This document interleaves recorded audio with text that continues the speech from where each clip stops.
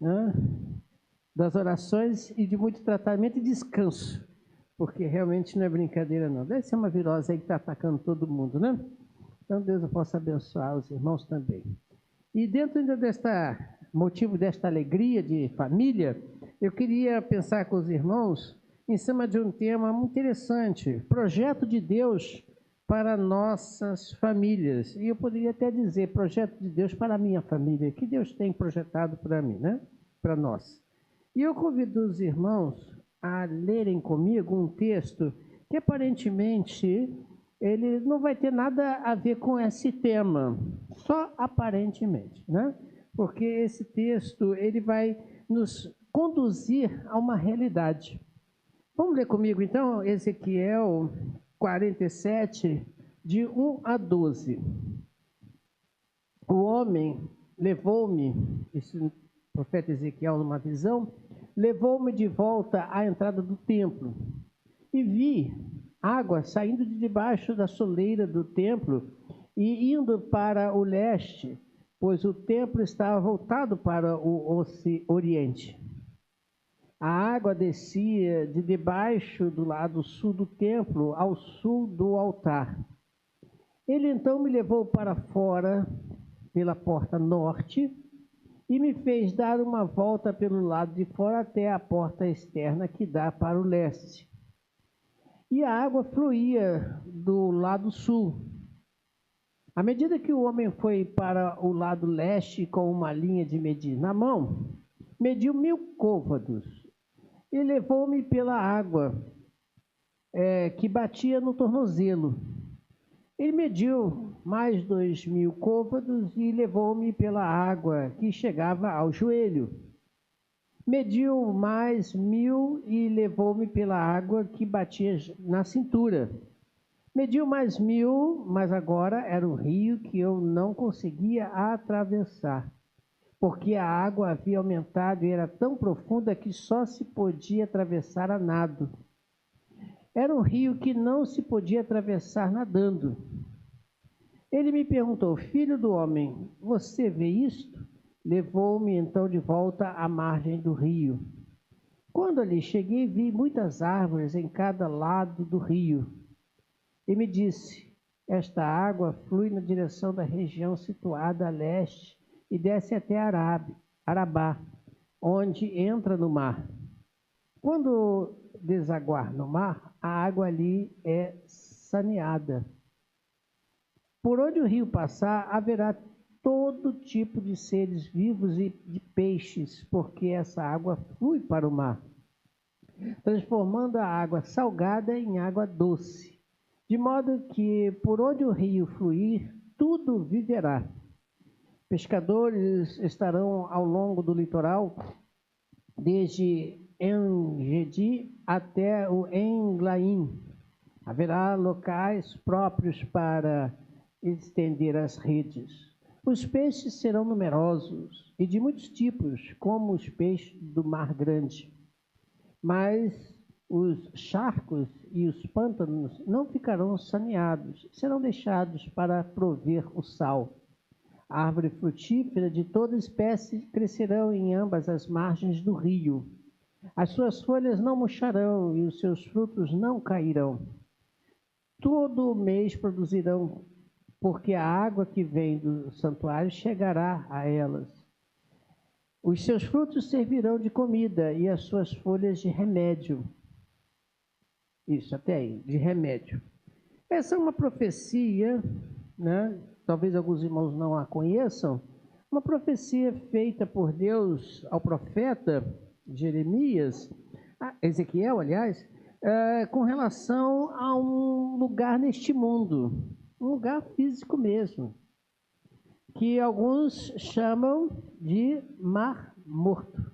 Vocês conhecem o Mar Morto? Já estiveram lá? Tomaram um banho? Não aconselho. Não, até porque não dá nem para mergulhar. Não dá nem para mergulhar. Quem foi já me contou que a água é tão alto teor de sal que ali para afundar não dá. Você não consegue. E mergulhar é pior ainda, porque aquela água é tão salgada que pode entrar no seu ouvido ou nos olhos e causar uma infecção, um negócio meio complicado. Então, não aconselho muito não, né? E esse é um mar grande, né? É grande, extenso esse mar. E Deus, na sua profecia revelada ao seu profeta, diz algo sobre este mar, que nós acabamos de ler. Se você voltar no tempo, um pouquinho, coisa de uns 30 anos atrás, não precisa ser muito longe não, uns 30 anos atrás, ninguém acreditaria que isso fosse possível acontecer. O quê? O mar salgado ter vida e plantas às suas margens que dessem fruto e que fossem frutos, plantas até medicinais. Se você voltar uns 30 anos, alguém lesse isso e ia falar assim, esse negócio é meio estranho, eu acho que não está falando sobre isso não. Só que, nos últimos anos, se você quiser realizar uma pesquisa, você vai perceber isso, que esse mar está secando, e secando rápido. E as margens do mar que agora estão secos, né, está surgindo água doce, vinda das chuvas e das montanhas da região. E por incrível que pareça, aonde era mar salgado, agora está se encontrando águas doces com peixes. E muitos peixes. E ainda em alguns lugares dessa região, do chamado Mar Morto, estão crescendo plantas, árvores. E muitas pessoas têm ido lá porque tem plantas lá que são verdadeiras plantas medicinais. Você lê esse texto, você percebe que, por mais que o homem quisesse fazer isso naturalmente, ele não conseguiria. Mesmo que ele quisesse depositar ali muita água doce para tentar amenizar a salinidade daquele mar, ele não conseguiria. O negócio é muito desproporcional ao nossa, vamos dizer, essa habilidade para transformar alguma coisa. Mas isso está acontecendo, é Deus agindo. Por que eu trouxe esse texto para a gente ler hoje? Porque nossas famílias também podem se tornar mar salgado ou mar doce. Mas depende de quem? Da nossa força, você nunca vai conseguir fazer do mar salgado mar doce. Mas pela força de Deus, pode. Não é impossível. Por mais que difícil seja, por mais que difícil possa parecer. E nessa ideia, eu fui pesquisar essa ideia de projeto de Deus para nossas famílias. Porque, veja, quando Deus falou isso ao seu profeta, isso não foi ano passado, nem ano retrasado, nem 30 anos atrás. Isso aí já passa dos 2000 e não sei quanto. Provavelmente quase 3. Quando Deus falou isso ao profeta, seu profeta, com relação àquele mar. Agora imagine você, se eu voltar 30 anos para mim e para você seria uma coisa assim bem complicada e quase que impossível. Né? Imagina há mais de 2000 anos atrás, 3000 anos, alguém narrasse assim, como o profeta escreveu, que isso iria acontecer. Aí mesmo o pessoal chamaria de maluco, de doido, né? Perdeu a cabeça, está delirando. Tá? Como hoje alguns dizem, está vivendo no mundo do Bob, né? Da fantasia, da utopia. Muito bem. Mas só que nossas famílias é mais ou menos a mesma coisa. Nós temos um projeto de Deus para nossas famílias. Você sabe o que é um projeto, antes de a gente continuar? O que é um projeto? Você sabe o que é um projeto? Tenho certeza que você sabe. Mas para que o projeto realmente seja, vamos dizer assim, logre êxito, você precisa ter algumas coisinhas a pensar, né? Um plano, um projeto, uma ideia de uma viagem, por exemplo, alguma coisa do tipo, né, de uma empresa, você precisa primeiro sentar para pensar, estruturar para que você chegue lá. Concorda comigo? Né? Você precisa pensar. Qualquer um que queira criar, construir, fazer, precisa pensar. E eu fui buscar em alguns especialistas sobre projetos, né? sobre como eles enxergam um projeto e o que é necessário para que o projeto se realmente alcance o êxito, eu percebi umas coisas interessantes. Eu anotei aqui comigo, com os irmãos que quero compartilhar. Primeiro, para que um projeto alcance o êxito, você precisa ter os objetos claros e definidos, mensuráveis e alcançáveis. Ou seja, você tem que definir o que você quer, primeiro. E se é possível alcançar ou não. Depois de definido, você vai ver a possibilidade realmente de ser feito ou não. Quero fazer uma viagem internacional. Ótimo. Você pensou, definiu. Agora você consegue? Você tem que trabalhar para isso. Não é isso? Bom, feito o projeto, feita a ideia, você definiu. Você agora precisa de prazo para isso. Você pode até fazer uma viagem internacional, mas amanhã com certeza não. Você tem que pensar a longo prazo. Eu quero daqui a 10 anos fazer essa viagem. Oh, mas 10 anos? Só pode ser nesse tempo para mim. Pode ser que para outro 5. Pode ser que para outro 1 ano. Mas tem que ter um prazo. Senão você vai ficar vivendo naquele círculo de nunca vai e nunca faz e nunca chega a lugar nenhum. Sabe aquele ratinho que corre dentro da gaiola, né? Lá, o cara está correndo pra caramba, mas não sai do lugar. É mais ou menos isso. Né? Você precisa ter um prazo real. Muito bem, agora o que eu preciso fazer para investir para que isso possa acontecer? Repare os passos. Eu preciso investir naquilo. Eu quero me formar daqui a 5 anos na faculdade de medicina, né? Dá outro negócio, né? 6, é isso aí, 6 anos. Fora a residência, ainda tem esse negócio todo, né? Muito bem, quanto eu vou gastar para isso? Só um parênteses aqui. Se você não for para uma federal, meu filho, prepare o bolso. Né? Então, o negócio é caro. Mas se você quer, você tem que investir em tempo, estudo, né, Dudu? Né, Dudu? Investir, né, em tempo, deixar para lá muitas coisas. Você tem que ter uma vida controlada para que aquilo possa acontecer. Senão você não sai do lugar. Muito bem. Bom, já que eu tenho isso tudo pensado, eu preciso também pensar para que o projeto vá a êxito. Eu preciso também de uma equipe capacitada e engajada naquilo. Não adianta eu sozinho pensar e querer chegar lá se eu não tenho uma estrutura com pessoas ao meu lado para que aquilo possa acontecer. Não dá, não funciona assim.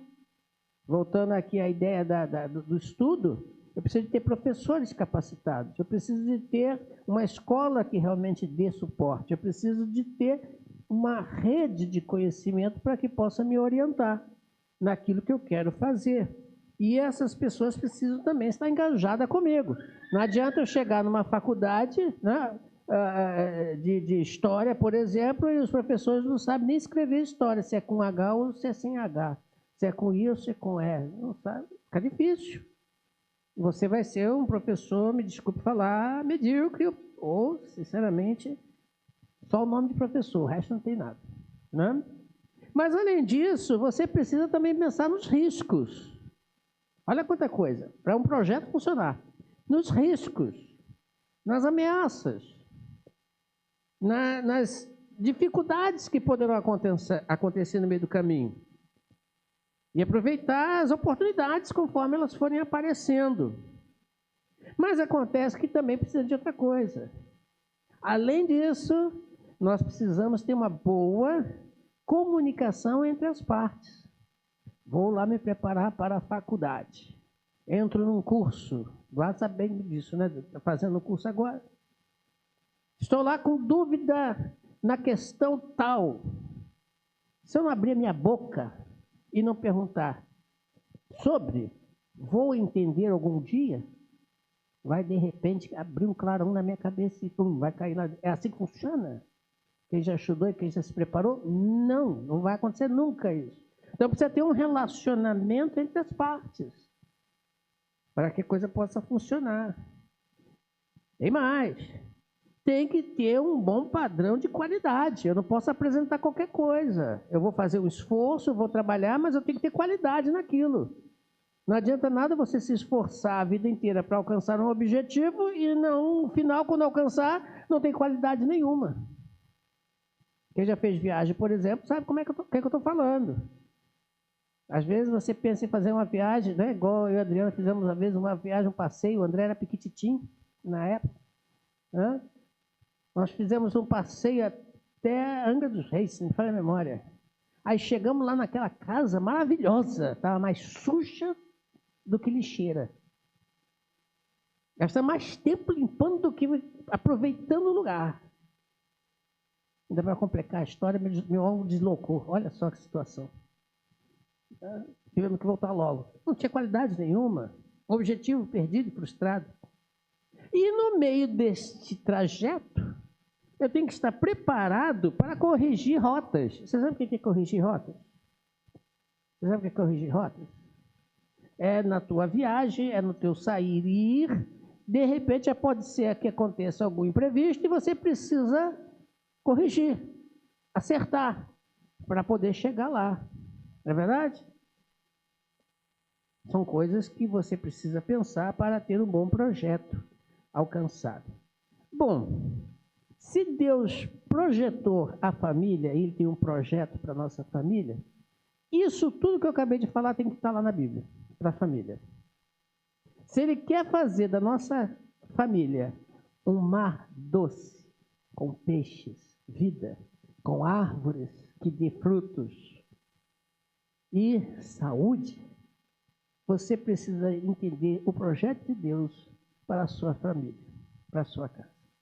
Qual é o projeto de Deus, então, para a sua casa dentro dessas questões? Primeiro, voltando lá, você tem que ter um objeto bem claro e definido. Deus também tem um projeto bem claro e definido para a família. Gênesis 1, 26 a 28. Deus disse assim: façamos o homem a nossa imagem, conforme a nossa semelhança, e domine ele sobre os peixes do mar, sobre as aves do céu, sobre os animais grandes de toda a terra e sobre todos os pequenos animais que se movem rente ao chão. Criou Deus o homem à sua imagem, a imagem de Deus os criou, homem e mulher o criou. Deus os abençoou e lhes disse: sejam férteis e multipliquem, enche e subjuguem a terra, domine sobre os peixes do mar, sobre as aves do céu e sobre todos os animais que se movem na terra. Está aí o objetivo de Deus para o homem. Olha que coisa interessante. O objetivo de Deus para o homem é que ele domine tudo, sobre tudo deste mundo. Ele tem o controle. Temos que definir o que vamos fazer, ok? Temos que definir o que pode ser feito. Deus também definiu para o homem o que pode ser feito. Lá em Gênesis 2, capítulo 2, versículo 15, 16, 17, Deus colocou o homem no meio do jardim para cuidar dele e cultivá-lo. Definiu ali algumas metas. E o Senhor ordenou ao homem: coma livremente de qualquer árvore do jardim, mas não coma da árvore do conhecimento do bem e do mal, porque no dia que dele comer, certamente você morrerá. Está definido aqui o que pode e o que não pode. Viva à vontade. Coma de tudo, menos da árvore do conhecimento do bem e do mal. Para que o projeto de Deus fosse alcançar-se êxito, está aí, definido. O que pode e o que não pode ser feito. Bom, tem que ter prazo, não tem que ter prazo? Eu falei do prazo? Pois bem, lá em Gênesis 1, capítulo 1, versículo 31 e Gênesis 2, 1 e 2, na sequência, nós vemos o seguinte: Deus viu tudo o que havia feito e tudo o que havia ficado muito bom. Passaram-se a tarde e a manhã, e esse foi o sexto dia. Assim foram concluídos os céus e a terra e tudo o que nele há. No sétimo dia, Deus já havia concluído a obra que realizara, e nesse dia descansou. Ao tempo definido aqui, Deus fez tudo num tempo definido. Prazo. Eu tenho um prazo. Ele mesmo se deu esse prazo. Vou fazer o mundo Segundo você pensa aqui, pelo que você lê, aparentemente é figurado, lógico, em uma semana. A gente sabe que não foi uma semana, né? Só estudar o texto um pouquinho mais, você vai perceber que não foi uma semana. Mas tem um tempo definido. Teve início e teve fim. Tempo definido. Bom, quanto tenho para investir nisso? Quanto tenho para investir nisso? Jeremias 32, 17, temos a resposta de Deus. E investir de forma controlada. Ah, soberano Senhor, tu fizeste o céu e a terra pelo teu grande poder e por teu braço estendido, nada é difícil demais para ti. Está aqui. Quanto eu tenho para investir? Todo o meu poder, toda a minha força. Investimento de Deus total. Ele não deixou parte. Ele não deixou de fora algo. Ele investiu tudo para fazer o que ele queria. Ele tem que ter uma equipe. Lembra que eu falei? Uma equipe, capacidade, trabalhar junto. Gênesis 1 a 3 diz o seguinte: e criou Deus, no princípio Deus, né? Criou os céus e a terra. E era a terra sem forma e vazia. Trevas cobriam a face do abismo, e o Espírito de Deus se movia sobre a face das águas. Disse Deus, haja luz, e houve luz. E continua o texto. Cadê a equipe aqui? Deus, Espírito Santo e o Verbo. Deus. Você sabia que essa palavra criou Deus? Essa palavra Deus aí no hebraico é Elohim, que quer dizer deuses. É plural da palavra El, que quer dizer Deus. Então, aqui narrado, escrito por Moisés, Moisés está mostrando a trindade para a gente. Deus Pai, Deus Filho, Deus Espírito Santo. Está aqui os três. E o Espírito de Deus, segunda pessoa da trindade, Deus disse, haja, verbo em ação. Jesus Cristo, quando veio, ele é apresentado como o verbo se fez carne. Então, a ação, Jesus Cristo, lá na criação, habitou entre nós. A trindade, a equipe, todos trabalhando, enganjados para com um só objetivo. Mas há riscos, não há riscos? Falei isso? Temos que estar preparado. Todo projeto tem que estar preparado para as dificuldades que poderão acontecer. Pois bem, Deus também estava preparado. Apocalipse 13, versículo 8, segunda parte. Olha o que diz, segunda parte do texto, lá no finalzinho. Volta só um pouquinho para a gente ler a parte anterior, né? A segunda parte somente. Aqueles que não tiveram seu nome escrito no livro da vida do Cordeiro, que foi morto desde a criação do mundo. Jesus Cristo já estava sacrificado por Deus, pelo homem, desde a criação do mundo. Porque Deus sabia que o homem ia pecar. Então, ele sabendo dos riscos, sabendo das dificuldades que estariam por acontecer, ele já providenciou a solução. Isso pode acontecer, isso vai acontecer. Na mente de Deus não é pode, vai acontecer, né? Na nossa é pode, né? Você não tem certeza do dia de amanhã, mas na mente de Cristo vai acontecer, de Deus vai acontecer. Então, está aqui a solução para este problema, para este risco. Muito bem, tem que haver comunicação entre as partes. Lembra que eu falei isso?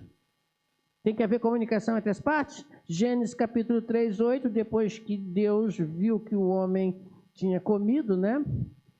Deus chega para o homem, chama o homem e diz o texto, Gênesis 3, 8. Ouvindo o homem e a sua mulher os passos do Senhor, que andava pelo jardim quando soprava a brisa do dia, escondeu-se da presença do Senhor, Deus entre as árvores.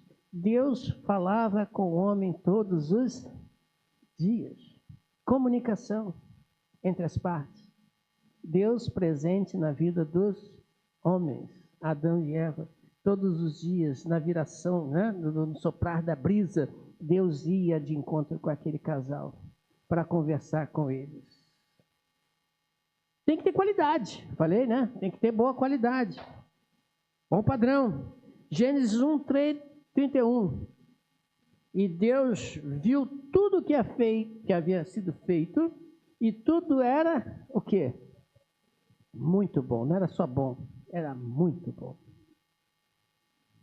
Veja o projeto de Deus fechando. Interessante isso. Tudo muito bom. E eu também falei que precisamos estar preparado, quem faz um projeto, preparado para corrigir as rotas, não falei? Temos que estar preparado para corrigir as rotas? Pois bem, Deus também estava preparado para isso. Gênesis 3, 14 a 24. Olha só. Quando então Deus, na hora que está sentenciando, dando os castigos ao homem, à mulher e à serpente, olha o que Deus diz então.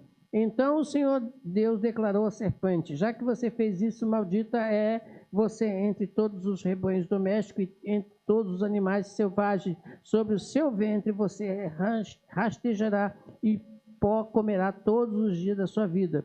Porém, inimizade entre você e a mulher, entre a sua descendência e a descendência dela. Este lhe ferirá a cabeça. Podemos até parar aí, depois a gente lê, pode os irmãos lerem o resto, para não ficar muito tarde. Deus, o homem pecou, Deus já estava preparado, Jesus Cristo, e ele agora precisou mudar a rota para que alcançasse o objetivo, que era ter o homem consigo plenamente e por toda a eternidade. Mas o objetivo continuou o mesmo: comunhão entre Deus e os homens, comunhão entre a família e Deus. Muito bem. Quando ele diz que dela viria aquele que esmagaria a cabeça da serpente e a serpente morderia o seu calcanhar, ele está falando de quem? De quem? Ninguém sabe? Da serpente. De Jesus Cristo, que viria, nasceria, viria através da mulher, nasceria da virgem. E então esse cumpriria com o objetivo primeiro daquele plano traçado por Deus. Deus então traçou, modificou as rotas para chegar ao seu objetivo. E quando ele está traçando essas rotas, ele chega em Abraão. Você lembra de Abraão? Lembra de Abraão? Pois bem, lá em Gênesis capítulo 12, versículo de 1 a 3, o Senhor diz a Abraão: sai da tua terra, repare o texto, do meio da sua parentela e da casa do seu pai, e vá para a terra que eu lhe mostrarei. Farei de você uma grande nação, um grande povo, e o abençoarei. Tornarei famoso o seu nome, e você será uma bênção. Abençoarei os que te abençoarem, e amaldiçoarei os que te amaldiçoarem. E por meio de vocês, todos os povos da terra serão abençoados. No traçar da rota de Deus, do projeto de Deus, ele agora está preparando um povo, uma nação, para que Jesus Cristo viesse a este mundo. E aqui a gente para. Isso tudo foi introdução. Você entendeu o que é um projeto, o que Deus quer, e fazer da sua vida um mar doce, das nossas famílias, um mar doce, e não salgado, sem vida, morto. Por que Abraão alcançou esse objetivo? Por que a família dele foi usada por Deus? Você já parou para pensar? Por que Abraão? Porque Deus, quando traça, ele não chama uma outra família, mas sim Abraão. Ele poderia chamar muitas outras pessoas. Ele poderia ter chamado uma outra família que a gente nunca sabe quem poderia ser, mas ele poderia, não poderia? Né? Você que trabalha com ferramenta, se uma chave de fenda não funciona, você faz o quê? Senta e chora? Você faz o quê? Pega outra. Cria. Muda. Usa até faca se bobear. Não é assim que funciona?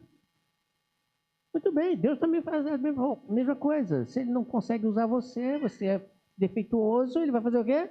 Usar outro. O objetivo será alcançado. O projeto está aí. Ele quer fazer, mas depende da gente. Então, nesse homem, nesse personagem chamado Abraão, o que fez dele a diferença para que hoje você tivesse vida eterna, alcançando assim o objeto, o propósito de Deus para nossas vidas, que é a salvação, e as nossas famílias abençoadas? O que ele quer? O que ele tinha? 4 coisas. Primeiro, Abraão era um homem de fé. Veja comigo Gênesis 12, 1. Então o Senhor disse a Abraão, Gênesis 12, 1. Sai da tua terra, do meio dos seus parentes, da casa do teu pai, e vá para a terra que eu lhe mostrarei. Eu sempre leio esta frase, e já falei aqui uma vez e repito. Se Deus chegasse agora para você no teu ouvido e falasse assim: sai de onde você está, sai da tua casa, sai do meio da tua parentela e vai para um lugar que eu vou te mostrar. Você ia ou ficaria perguntando a Deus para onde, como, que lugar? Você sairia, largaria tudo? Hora que Abraão, a gente às vezes faz imagem do personagem irreal, né? Abraão era um cara rico, tá, gente? Abraão era um cara rico. Ele estava estabelecido. A casa do pai dele, o camarada era um empresário. Não sei na sua, porque na minha também não tem, mas talvez na sua tenha. Eu não sei, né? Não sei de todo mundo, né? Na casa de Abraão era uma casa de 2 andares, no mínimo, e com piscina dentro. E de azulejo. Naquela época. Eu não sei se tua casa é a casa de 2 andares, com piscina, sauna, não sei, né? Um suíte, um frigobar, não sei. Mas o cara vivia no luxo da época. Né? Era uma mansão em Copacabana, da época. Empresário de qualidade. Aí vira Deus para ele e fala: ó, larga isso tudinho e vai para o lugar que eu vou te mostrar. Você faria? Seja sincero, não precisa dizer não, nem olhe para o lado para a pessoa não ficar pensando mal de você. Né? É difícil isso. Às vezes os nossos lares, as nossas famílias não conseguem alcançar o propósito de Deus, continua ainda mar salgado, porque duvidamos daquilo que é dito por Deus, as palavras ditas por Deus, e não conseguimos olhar Deus e confiar no que Deus está lhe propondo. Isso é fé. A gente costuma citar muito Hebreus 11, 1, né? É fé, o firme fundamento das coisas, tal. Beleza, decor, bonito, lindo de se falar, mas vai viver. Vai viver. Ora, aqueles que confiam no Senhor, diz o texto da palavra de Deus, e a palavra pode ser trocada, aqueles que têm fé no Senhor, são como o quê? Monte Sião, que o quê? Mas eu sei que você nunca foi lá em Israel para ver como é que é o Monte de Sião. Então vamos pegar uma coisa parecida? Os que confiam no Senhor são como a Serra da Pedra Branca aqui. Né? Conhece? Aqui da Pedra Branca? Né? Que não se abala, mas permanece para sempre. Pega fogo, de vez em quando a gente vê aquelas luzinhas, né? Está lá. Não se abala, mas permanece para sempre. No mesmo texto de Hebreus também é dito, um pouco antes, que o justo viverá do quê? Mas tem muita gente querendo viver do dinheiro. Tem muita gente querendo viver de amor. Tem muita gente querendo viver de herança. Tem muita gente querendo viver do tá bom. Sabe como é que é o negócio? Não funciona assim. Volta a dizer, Deus disse para o seu profeta, ó, este mar que hoje todo mundo sabe que é mar morto, não tem vida, um dia vai ter vida. Aí o cara olha e fala assim, isso é impossível. Não tenho condições nenhuma. Realmente, você não tem condições. Mas para Deus, tudo é possível. Você lembra que para se ter um bom projeto, tem que se empenhar e colocar ali os recursos necessários? E Deus colocou todo o seu poder, toda a sua força, para que a coisa acontecesse.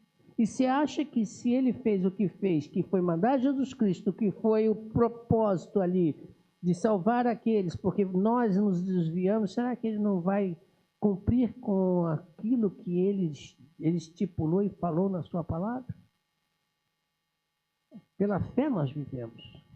Precisamos ter fé em Deus. Segundo, Abraão foi acreditado por Deus como homem justo porque creu em Deus, nas promessas de Deus. Mas uma coisa interessante, veja aí Gênesis 15:6. Abraão, diz o texto, creu no Senhor e isso lhe foi acreditado como justiça. Abraão creu no Senhor. Vimos fé. Ele ouviu o que Deus disse. E ele obedeceu. Ele saiu. Largou aquele negócio todo para trás. Mas para onde ele foi? Ele conseguiu entender que aquilo era ali o que Deus queria dar para ele? Chegou, opa, essa é a minha terra, agora aqui eu vou construir a minha empresa, agora eu vou me estabelecer aqui, e aqui eu vou ficar e tal. Foi assim que funcionou? Foi assim que aconteceu? Não. Pelo contrário. Ele ficou peregrinando para cima e para baixo, de terra em terra, andando para lá e para cá. De vez em quando aqui, de vez em quando ali. Teve os atritozinhos lá com o seu sobrinho. Mentiu quando teve que estar lá no Egito. Não, fez algumas coisas erradas, mas tudo bem. Mas diz a palavra de Deus que ele foi acreditado por justiça porque ele obedeceu à voz de Deus e confiou numa promessa. Você leu isso comigo. Olha, em ti serão benditas todas as nações, todos os povos. Tá bom, eu vou. E ele então lançou sua vida sobre Deus. Por isso que eu falei que fé é uma coisa, crer é outra. Ele lançou a sua vida nas mãos de Deus. Às vezes os nossos lares passam por dificuldades porque nós não lançamos as nossas vidas nas mãos de Deus. Nós não lançamos a nossa casa nas mãos de Deus. Nós não lançamos nas mãos de Deus e deixando assim Deus agir nas nossas vidas. Nós temos a dificuldade de querer ter sempre as rédeas nas nossas mãos. Não funciona assim. Por mais que eu tenha controle sobre as coisas, eu nunca terei certeza de que o que eu estou fazendo é certo. Pode estar sendo errado e você não está vendo. Eu preciso lançar a minha vida, o meu lar, o meu conjunto familiar nas mãos de Deus. Deixa Deus agir. Na hora, Deus vai agir. Como eu falei, novamente repito, o mar morto está mudando. Quem diria que isso aconteceria? Poder de Deus. Aqueles que creram e creem estão vendo aí as coisas acontecer. Mas tem mais. Gênesis 21, nós vemos uma coisa interessante. Gênesis 22, Abraão creu, né? Muito bem. Mas tem uma outra característica de Abraão. Fé, creu, confiança.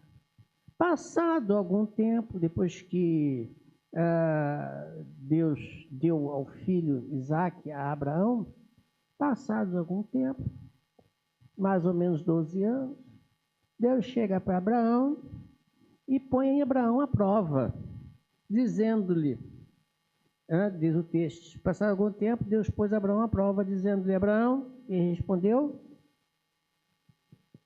sim, estou aqui. Você sabe a história. Não vou ler a história toda, porque senão a gente vai demorar mais ainda.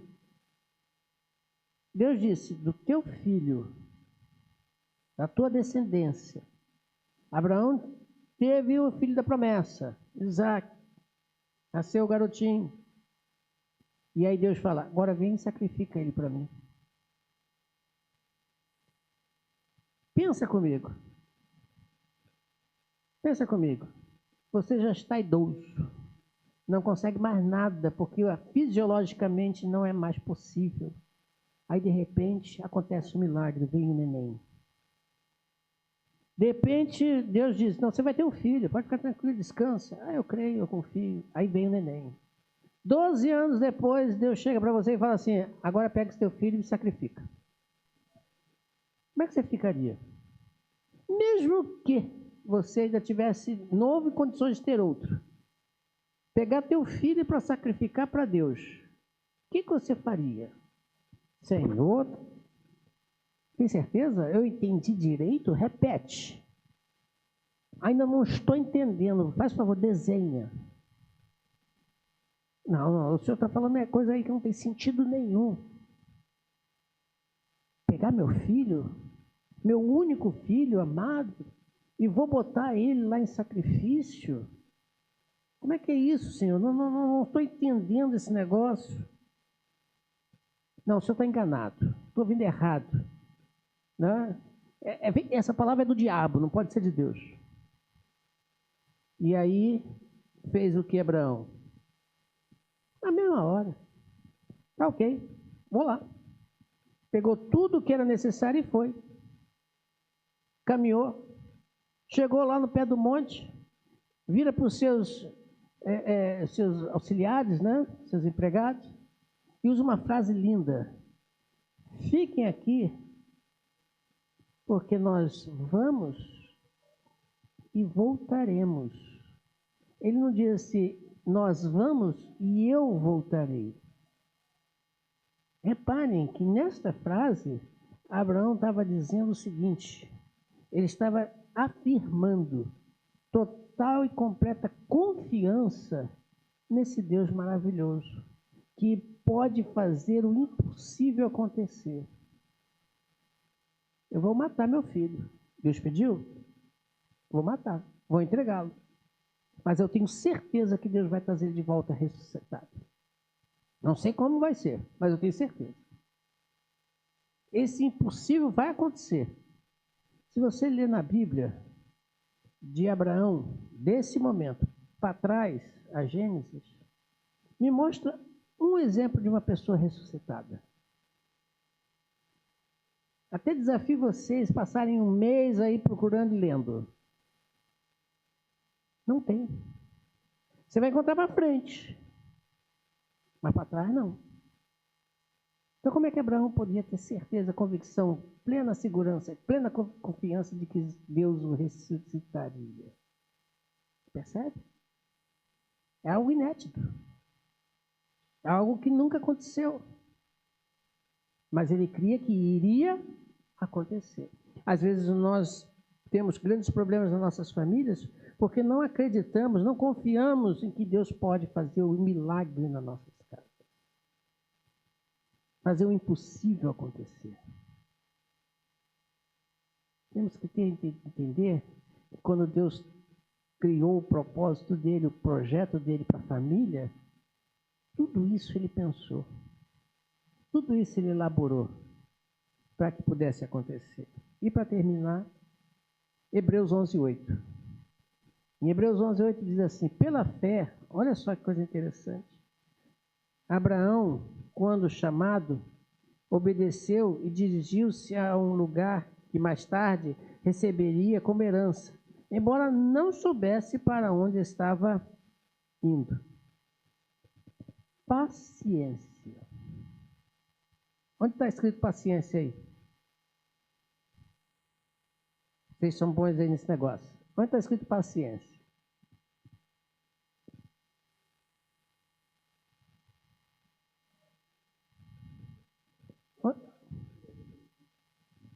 Paciência, mais tarde, pode ser. Mais tarde receberia. Esse mais tarde, quanto tempo? só na paciência.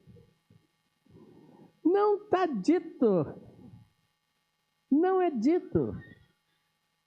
Ele andou, peregrinou, caminhou, mas sem saber para onde estava indo. Sabendo que um dia ele receberia. Que dia? Não está dito. Paciência. Deus tem um tempo para tudo. Lembra que eu falei? Tempo do propósito de Deus, do projeto de Deus, definido. Tem um início e tem um fim. Eu não sei qual foi o início e qual é o fim de Deus para nossas vidas. O que Ele tem planejado para nossas casas, para nossa família. Mas uma coisa é certa, tem. Só que enquanto isso não acaba, ou não acontece, temos que ter paciência. Esse talvez seja um grande problema nas nossas casas, nas nossas famílias. Paciência. Por que eu digo isso? A palavra paciência vem do latim. Tem duas aí. Eu vou usar o grego e vou usar o latim, porque eu acho lindo. O latim, patientia. Patientia. Do latim. Patientia. Que vem do verbo pati, que significa sofrer, aguentar. Logo, paciência é uma virtude de suportar, esperar, sem se irritar. Paciência é uma virtude de suportar, esperar, sem se irritar. E do grego? Gálatas 5:22 mostra essa palavra para a gente. Gálatas 5:22, último texto. Mas o fruto do Espírito é amor, alegria, paz, paciência. Peguemos esse gomo aí do fruto. Não é o fruto paciência, é um gomo do fruto. Paciência. Ela vem do grego macrotemia. Macrotemia. Que quer dizer clemência, lentidão em punir pecados. Em algumas versões, longanimidade. Não sei se você tem essa versão. Ou seja, paciência ou lentidão em punir pecados. Às vezes no nosso lar, a coisa desanda de modo que o mar morto continua salgadíssimo, né? E Deus não consegue transformar, porque nós não estamos a fim de suportar, não estamos a fim de esperar, não estamos a fim de ter clemência com o próximo da nossa casa. É pai contra filho, pais contra filhos, filhos contra pais, marido contra esposa, esposa contra marido. Não tem paciência. Isso é uma virtude. Em suportar, em estar sendo suporte para o outro. Às vezes, na primeira falha, no primeiro erro, as pedras rolam. Você lembra de Jesus Cristo? Esse texto é maravilhoso, né? Quando foram trazer aquela mulher pecadora na frente dele, aí Jesus Cristo, com toda paciência, reclina e começa a fazer o quê? Escrever no chão. O que ele escreveu? Não sei. A Bíblia não fala. Então isso não me interessa. Interessa que a atitude dele em ter paciência não se irritou. Ele disse: aquele que não tem pecado, lance a primeira pedra. Jesus Cristo, naquela hora, poderia pegar uma pedra e lançar sobre aquela mulher, porque ele não tinha pecado. Mas ele não lançou. Por quê? Porque ele ali se tornou um suporte para aquela mulher. Ele ali, naquele momento, ele teve toda clemência para com aquela mulher. E isso falta muitas vezes nos nossos lares. Paciência, clemência, ser suporte, ser lento em não punir. Você erra, eu erro. Nós erramos, nós falhamos. Mas uma coisa é certa, por mais salgado que seja a situação, se nós temos paciência e essas características, como de Abraão, confiança, obediência à palavra de Deus, fé, confiança e paciência, essas 4 coisas, né? O nosso lar pode ser transformado de mar morto para mar vivo. As águas podem deixar de serem salgadas para serem doces. E a coisa pode ser tão grande depois que vai subindo ao ponto de nem poder mais nem atravessar, a não ser a nado. Mas é interessante, nem a nado dava mais para se atravessar. As águas foram tão grandes, a coisa se tornou tão volumosa em que transbordava de vida as árvores frondosas, os peixes, vida. O propósito de Deus, o projeto de Deus para nós é que nós sejamos lares transbordantes de vida. Venhamos a deixar este mar morto que muitas das vezes começa a crescer em nossos corações, em nossas vidas, e com isso nada sobrevive. Por isso muitos lares se desfazem. Por isso muitos não conseguem, porque são egoístas consigo mesmo e querem seu próprio bem. Não confiam em Deus, não querem saber de Deus e vão prejudicando todos que estão ao seu redor. Maridos prejudicam esposas, esposa prejudicam maridos, pais prejudicam filhos, filhos prejudicam os pais. E aqueles que, coitado, vão ali com Deus, vão sofrendo, vão padecendo, mas para que sejamos abençoados, nós precisamos dessas características de Abraão. A mulher de Abraão cometeu um deslize. Abraão foi atrás, né? Quando ela disse assim, toma minha serva, tenho um filho por ela. Um deslize dele, entre outros. Falha. Complicou, até hoje tem complicado o mundo, né? Mas ele não perdeu a qualidade de homem, de amigo de Deus, de homem de fé, pai da fé. Por quê? Porque mesmo apesar das suas limitações, ele continuou como tendo fé em Deus, obediente à vontade de Deus, confiou em Deus e teve a paciência para esperar em Deus. Todas as coisas. Que nossos lares venhamos aprender com Abraão a ser este como o de Abraão. Não é perfeito, não é como eu falei. Não é perfeito. Mas sejam lares em que os propósitos de Deus, os projetos de Deus se cumprem em cada um de nós. Que Deus possa nos abençoar. Amém? Vamos orar? Depois tem música, né?